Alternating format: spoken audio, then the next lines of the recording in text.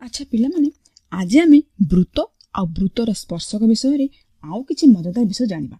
चलो मु एपरि एक वृत्त नेछि जार केंद्रबिंदु हेउछि ओ आउ मु एई वृत्त को स्पर्श करी दुईटी स्पर्शक रेखा मु अंकन करबी। मन कर एपरि एक पॉइंट नउछि बा बिंदु नउछि एठारे मु ए ना ना दोछि मु ए आउ मु ए ठारू एभଳି भाबे दुईटी स्पर्शक रेखा मु अंकन करिया को चाहूछि। मन कर मु गोटी रेखा एभଳି भाबे अंकन कली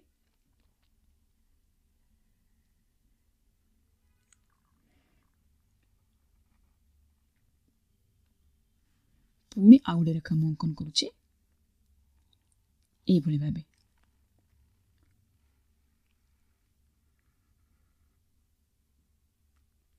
देखि पारिलो आको ना देछि मु ए बिंदु आउ दुईटी स्पर्शक रेखा बा टेंजेंट मु अंकन करूछि। मन कर आको ना देली बी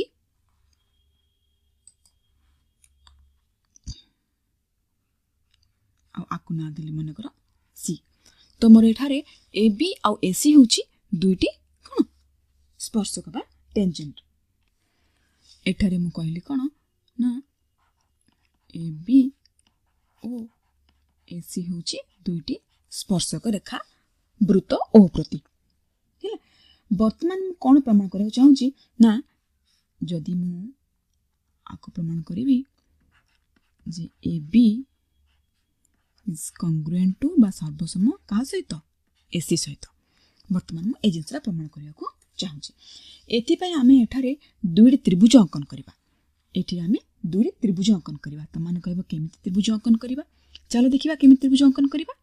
हैला वर्तमान मु कोन करबी ना ए आउ ओ को जोग कर देबी।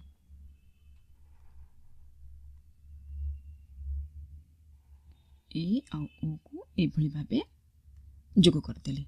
हैला पुणी कोन करबी ना व्यासार्ध ओसी आउ व्यासार्ध बीओ को मध्य एभଳି भाबे जोग कर देली। हैला तमान देखि परथु एठी मु दुईटी त्रिभुज पाई परुछि। को त्रिभुज दुईटी ए बी ओ त्रिभुज आउ पुणी कौन ए सी ओ त्रिभुज नुहे कि ए दुईटी त्रिभुज मुझे पाई पारिली। वर्तमान ए दुईटी त्रिभुज रे मते कौन दत्त अछि ताकू नै मु प्रमाण करिबि जे ए दुईटी बाहु मोर सर्वसम।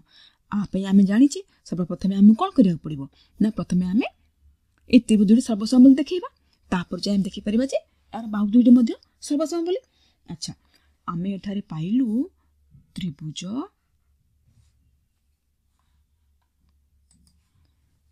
त्रिभुज आमे एठी पाइले कोन ए ओ बी ओ त्रिभुज ए ओ सी। ए दुईटी त्रिभुज मध्य रे कौन कौन समान अछि आमे देखिबा। प्रथमे आमे दुईटी त्रिभुज सर्वसम करिया कहले आमे जहा जहा बाहु बा कोन जहा भी दे समान तो आमे प्रथमे तुलना करनेबा।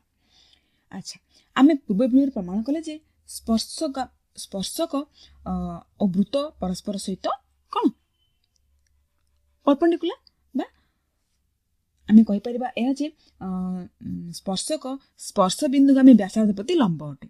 स्पर्शक स्पर्श बिंदुगामी व्यासार्ध प्रति लंब अटे। सेही जिनिसटा आमे एठी टाइप करि परिबा। ये होची गोटे स्पर्शक ए बी आ स्पर्श बिंदुगामी व्यासार्ध कोडा ओ बी। आमे त्रिभुज यदि ए बी ओ को नबा ताले आमे ए जिनिसटा पाई पाले ता तो एटा मोर हला 90 डिग्री नुहे कि सेही भली भाबे एटा भी मोर हबो एंगल सी भी हबो मोर 90 डिग्री बा 90 डिग्री माने लंब दुईटी जाको। तो मु लिखि परिबी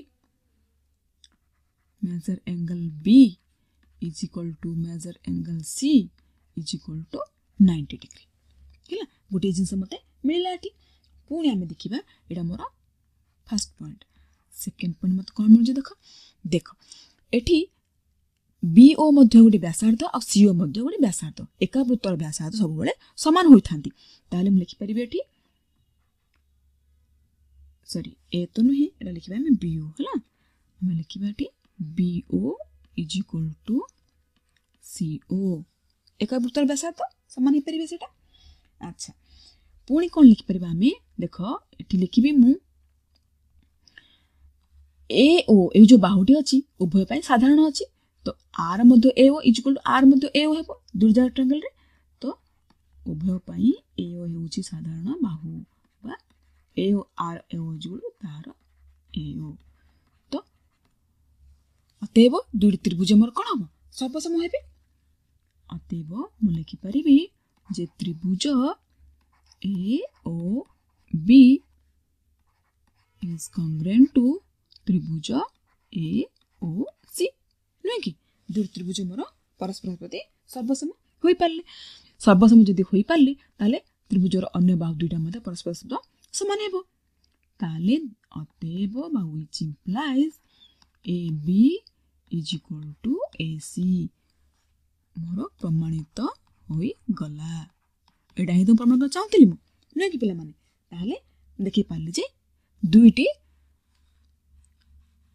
टेंजेंट बा स्पर्शक वृत्तर दुई स्पर्शक परस्पर प्रति समान नुहे कि अच्छा ठीक अछि पिला माने ताले आज पय एतिकी आ अन्य वीडियो रे मु पुन किछि अन्य नै आसीबी है।